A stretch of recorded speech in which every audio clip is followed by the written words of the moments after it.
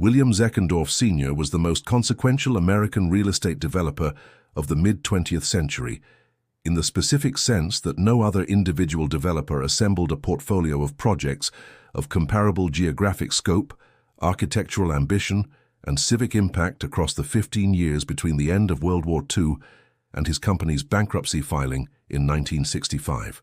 He redeveloped the site of the former Chicago slaughterhouses into the Prairie Shores and Lake Meadows housing complexes. He acquired the site on the East River in New York that was eventually sold to the United Nations for its headquarters. He developed Place Ville-Marie in Montreal. He developed Century City in Los Angeles. He hired I.M. Pei as his staff architect and gave Pei the commissions that established Pei's international reputation. Zeckendorf's company, Webb Knapp, filed for bankruptcy in 1965, with liabilities that independent analysts estimated at approximately $300 million. The bankruptcy was not a surprise to the financial community that had been watching Webb and Knapp's balance sheet deteriorate across the preceding decade. It was, however, the conclusion of a specific institutional pattern that no previous real estate bankruptcy of comparable scale in American history had documented with this precision. The systematic use of other people's money to finance a development pipeline that consistently outpaced the company's equity capital base and that required continuous access to new financing to service the obligations that previous financing had created. Zeckendorf's genius was genuine. His projects were transformative. The architecture they produced was significant. The civic improvements they represented were real. His financial structure was a pyramid whose apex was his personal credibility with lenders and whose base was the continuous availability of new debt to service existing debt. When the lender's confidence in that pyramid faltered, the pyramid collapsed. The forensic entry point for this case is the specific relationship between development genius and financial structure, because Zeckendorf documents with unusual clarity the proposition that a developer's creative vision and institutional impact can be genuine and extraordinary, while the financial architecture supporting that vision is simultaneously unsustainable. If this is your first case file from this channel, subscribe now, because every episode adds one more layer to what you're about to understand about the architecture of institutional failure. Webb and Knapp's financial structure was built on a premise that Zeckendorf had articulated explicitly in his public statements and that his lenders had accepted implicitly in their lending decisions, that the value of the development opportunities he identified was sufficient collateral for the debt required to pursue them, and that the development process would generate enough appreciation to service the debt before the debt's maturity required repayment from cash flows that the development had not yet produced. That premise was not unreasonable as a description of how successful real estate development works in conventional cases. It was catastrophic as the foundation for a development pipeline of the scale that Zeckendorf was operating, because the premise's validity required every development to succeed, every appraisal to hold, and every refinancing to be available at the moment the existing debt matured. The covenant that Webb and Knapp's financial structure did not contain was the one requiring any individual project's financial performance to be adequate to service the debt on that project from that project's operating cash flows, independent of the company's ability to refinance with new debt. Zeckendorf had built a portfolio in which every project's debt service depended on the availability of new financing from the next project's development promise rather than from the existing project's operating performance. That structure is sustainable as long as the pipeline grows faster than the debt matures, and as long as lenders continue to value the pipeline's potential more highly than the existing portfolio's operating shortfall. The commercial real estate lending market of the early 1960s began to assess the Webb and Knapp portfolio's operating shortfall as more relevant than the pipeline's potential. The specific trigger for the lender's reassessment was the combination of the early 1960s commercial real estate market softening, which reduced the operating income that the existing portfolio was generating, and the increasing maturity of the debt that had financed the portfolio's development phase, which required refinancing at the moment when the market's confidence in Zeckendorf's ability to generate new development value from new debt was declining. At what point does a developer's track record of creating value through leverage become insufficient collateral for the debt that the leverage has accumulated. Leave your analysis in the comments below. The appraisal methodology governing Webb and Knapp's debt financing reflected the specific characteristics of mid-century American commercial real estate lending, in which the developer's reputation and track record were primary inputs in the credit analysis and the project-level cash flow projections were secondary inputs whose inadequacy relative to the debt service requirement was offset by the developer's stated ability to refinance the shortfall with new development proceeds. Zeckendorf's track record at the time of his peak borrowing in the late 1950s was genuinely exceptional. The UN headquarters site transaction, the Montreal Place Ville-Marie development, and the Chicago housing projects had demonstrated a consistent ability to identify undervalued opportunities, assemble the capital to develop them, and produce projects whose civic and commercial value exceeded their development cost.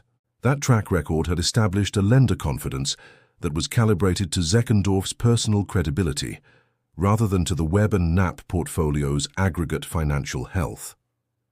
The appraisal of any individual Webb and Knapp project was therefore partially a proxy for the appraisal of Zeckendorf's personal credibility, a substitution that worked as long as the credibility was intact, and that became a structural vulnerability when the credibility began to be questioned. The specific appraisal failure was not in any individual project's value estimate. The individual projects were, in most cases, genuine value creation opportunities whose commercial potential justified the debt required to develop them. The appraisal failure was at the portfolio level, where the aggregate debt service requirement of the entire Webb and Knapp pipeline exceeded the aggregate operating cash flow of the existing portfolio by a margin that required the development of new projects at a pace that the commercial real estate market could not consistently sustain. The portfolio-level appraisal methodology that would have identified this aggregate mismatch did not exist as a standard lending practice in the mid-century commercial real estate market because the portfolio-level analysis of developers' aggregate debt-to-cash flow ratios was not a standard credit underwriting practice at the scale that Zeckendorf's operations required. If the forensic analysis this channel conducts is changing how you read real estate headlines, the like button is how the algorithm knows to send this case file to the next analyst who needs it. Zeckendorf's personal response to Webb and Knapp's financial deterioration across the early 1960s documented a pattern that this channel has examined in multiple case files: the sustained public presentation of optimism about the company's financial position in the face of deteriorating private reality. His public statements consistently characterized the financial difficulties as temporary, attributable to external market conditions, and resolvable through the pipeline's development opportunities. Those characterizations were not entirely without basis. The individual projects were genuine opportunities, the market conditions were genuinely challenging, the refinancing options were genuine options that better timing or market conditions would have made available. The institutional denial embedded in William Zeckendorf's management of Webb and Knapp's financial deterioration across the years preceding the 1965 bankruptcy filing reflects a pattern that this channel has documented across multiple case files, but that this case expresses through the specific mechanism of personal credibility, substituting for institutional financial health. Zeckendorf's public characterizations of the company's difficulties consistently attributed them to external market conditions whose temporary nature would eventually allow the company's genuine development opportunities to generate the refinancing access that the structural debt service requirement needed. Each element of that characterization was partially accurate. The market conditions were challenging, the projects were genuine opportunities, and the refinancing options would have been available under different circumstances. The denial was not in any individual characterization. It was in the aggregate characterization of a structural leverage dependency as a temporary external condition. Webb and Knapp's financial structure required continuous new debt to service existing debt. That was not an external condition. It was the company's operating architecture, built project by project across a decade, in which each new development's debt had been sized to the opportunity's potential rather than to the completed project's operating cash flows. When lender confidence in Zeckendorf's personal credibility declined, The structural dependency was exposed as the structural failure it had always represented. The personal credibility that had sustained access to the refinancing that deferred the filing's acknowledgement was no longer sufficient to provide that access. The 1965 filing acknowledged a structural condition that had existed since the late 1950s. The gap between those two dates is precisely the period during which Zeckendorf's personal credibility served as the financial instrument that the company's operating cash flows were unable to provide. Zeckendorf's projects survived his bankruptcy. The UN headquarters site remains the UN headquarters. Place Ville-Marie anchors downtown Montreal. Century City remains in Los Angeles. I.M. Pei's career continued for 50 years beyond the Webb Knapp bankruptcy that had given him his first major commissions. The developer's creative legacy outlasted the financial structure that had been its instrument. That is the most precise forensic summary of the Zeckendorf case and of the proposition that genius and financial sustainability are separable variables in real estate development. William Zeckendorf Sr. died in September 1976, 11 years after the Webb and Knapp bankruptcy, having spent the remainder of his career in smaller-scale development activities that his reduced access to institutional capital made possible. His autobiography, published in 1970, documented his development philosophy, his deal-making methods, and his assessment of the specific decisions that had produced the company's financial structure, with a candor about the leverage dependency that the company's operation had required that the bankruptcy filing itself had not publicly acknowledged. The autobiography's forensic value is significant because it documents, in the developer's own words, the specific institutional logic of a financial structure whose unsustainability Zeckendorf understood, but whose continuation he had judged as the price of the development pipeline's continuation. What the Zeckendorf bankruptcy reveals in the context of this channel's 54-case archive is the specific category of institutional failure that development genius financed with inadequate equity produces. Every previous case file has documented a financial structure whose failure produced the destruction of the physical asset or the institutional identity it was designed to support. The Zeckendorf case documents a financial structure whose failure did not destroy the physical assets or the institutional legacies it had financed, because those assets and legacies were genuine and were absorbed into the urban fabric of the cities they had transformed. The Webb and Knapp bankruptcy destroyed the company that had built the assets. It did not destroy the assets. The specific forensic insight of the Zeckendorf case is therefore the distinction between the durability of genuine development quality and the fragility of the financial structure that genius may require to produce that quality. The UN headquarters, Place Ville-Marie, Century City. The Prairie Shores housing development. All of them are still there, serving the purposes for which they were developed, generating the value that Zeckendorf had identified as their potential.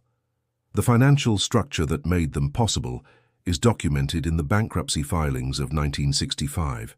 If this case file changed how you evaluate the relationship between development genius and financial sustainability, subscribe, because the next case examines a developer whose genius was also genuine, but whose timing was better. And in the comments, given Zeckendorf's documented structural dependence on continuous new debt to service existing debt, what specific equity-to-debt covenant requirement in any individual Webb and Knapp project financing would most effectively have interrupted the leverage pyramid before the systemic exposure had grown beyond the lender's tolerance? The case file is open. The buildings are still there. The filing is in the public record. Both are permanent. This content was developed using artificial intelligence tools as part of the research, writing, and production process. All AI-generated material was subject to human review, editorial intervention, and approval before publication. Factual claims, interpretive framing, creative direction, and final content decisions reflect human judgment throughout. This disclosure is provided in accordance with platform transparency standards for AI-assisted content.